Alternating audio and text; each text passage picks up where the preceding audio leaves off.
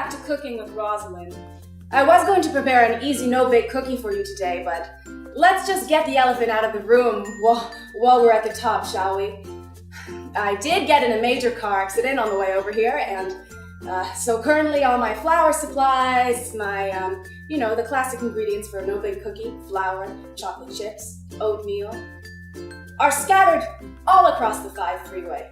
So today I just looked and tried to see what they have in the fridge here at this production center, and I found some nice, easy breakfast ingredients. So we're gonna work today on making a quiet scramble for you and your loved ones at home. Don't mind me, I am in a lot of pain, but you know what I say? Cook through the pain, cook through the pain. Great. So the first thing you're gonna wanna do when you're cooking an easy breakfast, especially if you're gonna be making an omelet, is cutting up your cheese. Now, some people like to get shredded cheese. Not me. I think it's best to create all the ingredients that you can. So I like to start with a nice Kraft cheese. Cut it open.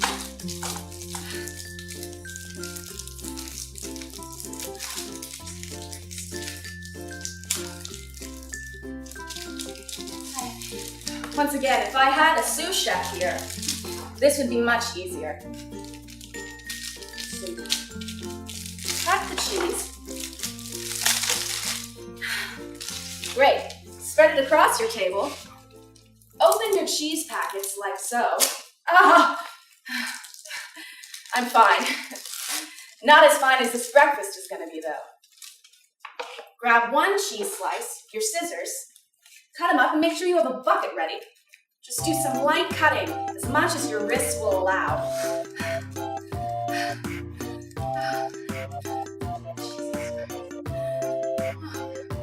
Okay, that's one slice of cheese. If you're anything like me, you're a real monger for cheese. So I'm gonna go ahead and do 2.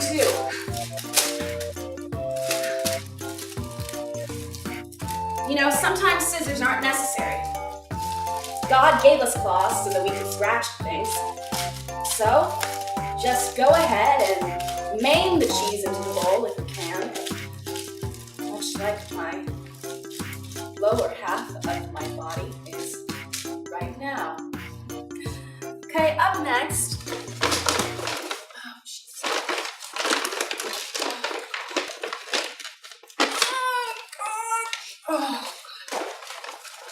Up next. Okay. You're gonna take your eggs.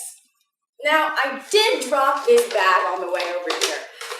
So, most of my eggs are broken. We know how that goes though, don't we? Now, some people will tell you need to scramble your eggs. I'm not a believer in that. What I like to do is take a colander, crack some eggs in there. Whoa! I'm okay. I'm okay, but not as okay as this breakfast is gonna be. Smack some eggs on down in there. And then you just press, sift. Wait for the egg to come through.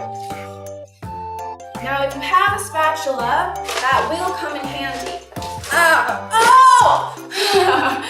Oh, this is fun, isn't it? Cooking can be nice. Okay, great. So press your eggs in there, press your eggs in there. Now, if you're cooking for a hungry man like I'm not, then you're gonna wanna use a few more eggs than this. I use 3. That's a personal breakfast. Great. Now, final touch.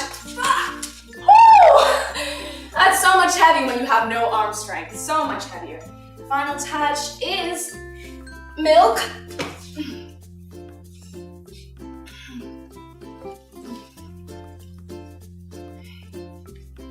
Okay.